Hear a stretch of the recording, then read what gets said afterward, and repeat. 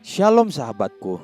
Sebelum kita merenungkan kebenaran firman Tuhan di pagi hari ini, mari kita sama-sama berdoa. Bapa Surgawi, kami mengucap syukur buat pagi hari ini. Kami berterima kasih untuk kasih dan rahmat-Mu bagi setiap kami. Hari ini kami ingin kembali mendengar tentang kebenaran firman-Mu.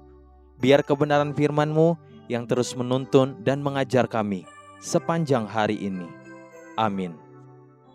Pagi hari ini kita akan merenungkan kebenaran firman-Nya dengan tema ucapan syukur kepada Tuhan. Mari kita buka Alkitab di dalam kitab Ulangan pasal 26 ayat ke-5 sampai ayat yang ke-10. Demikian firman Tuhan. Kemudian engkau harus menyatakan di hadapan Tuhan Allahmu demikian. Bapakku dahulu seorang Aram, seorang pengembara. Ia pergi ke Mesir dengan sedikit orang saja dan tinggal di sana sebagai orang asing. Tetapi di sana ia menjadi suatu bangsa yang besar, kuat dan banyak jumlahnya. Ketika orang Mesir menganiaya dan menindas kami dan menyuruh kami melakukan pekerjaan yang berat, maka kami berseru kepada Tuhan Allah nenek moyang kami. Lalu Tuhan mendengar suara kami dan melihat kesengsaraan dan kesukaran kami dan penindasan terhadap kami. Lalu Tuhan membawa kami keluar dari Mesir dengan tangan yang kuat dan lengan yang teracung, dengan kedahsyatan yang besar dan dengan tanda-tanda serta mujizat-mujizat. Ia membawa kami ke tempat ini dan memberikan kepada kami negeri ini, suatu negeri yang berlimpah-limpah susu dan madunya. Oleh sebab itu, di sini aku membawa hasil pertama dari bumi yang telah kau berikan kepadaku, ya Tuhan. Kemudian engkau harus meletakkannya di hadapan Tuhan Allahmu, engkau harus sujud di hadapan Tuhan Allahmu.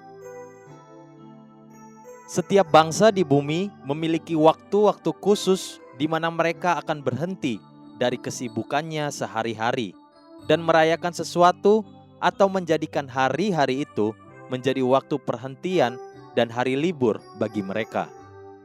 Banyak bangsa-bangsa di bumi yang memiliki hari perhentian atau liburan khusus di mana mereka menyebutnya sebagai hari untuk mengucap syukur, terutama dikaitkan dengan hasil panen atau kemerdekaan negara tersebut, atau karena sebuah peristiwa besar di masa silam yang pernah terjadi, dan dampaknya masih terus dirasakan sampai generasi-generasi berikut, sehingga bangsa itu menetapkan waktu-waktu tertentu untuk bersyukur.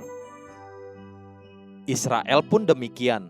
Mereka terus diingatkan dari mana mereka berasal, bagaimana keadaan mereka dahulu, sehingga keturunan demi keturunan tidak pernah lupa akan sejarah dan pertolongan Tuhan di masa lalu. Jika bangsa itu selalu diingatkan dan diajar untuk bersyukur, maka hati mereka akan selalu melekat kepada Tuhan yang telah menolong mereka di masa lalu. Dan iman mereka pun diteguhkan bahwa Tuhan yang sama pasti juga akan menolong mereka di waktu-waktu mendatang. Hari Sabat atau hari perhentian yang kita hormati tiap-tiap minggu sesungguhnya adalah cara Tuhan untuk membuat dan melatih anak-anak Tuhan untuk bersyukur dan untuk tetap percaya akan pertolongan Tuhan di masa-masa yang ke depan. Setiap kali kita datang di hadirat Tuhan, angan-angan kita diingatkan bahwa Tuhan yang sudah menolong saya di masa lalu, Tuhan juga akan terus dan sanggup menolong di masa-masa mendatang. Bukankah Filipi pasal 1 ayat 6 berkata, "Akan hal ini aku yakin sepenuhnya, yaitu Ia yang memulai pekerjaan yang baik di antara kamu akan meneruskannya sampai pada akhirnya pada hari Kristus Yesus." Dengan demikian, kita disebut sebagai orang beriman. Ingat, ada 10 orang kusta di Lukas pasal 17 yang telah disembuhkan oleh Yesus hari itu. Semuanya sembuh karena perkataan Tuhan hari itu. Tapi hanya satu yang disebut sebagai orang beriman, yaitu dia yang kembali datang dan bersujud di hadapan Yesus dengan mengucap syukur. Haleluya, sahabatku, mari kita sama-sama berdoa.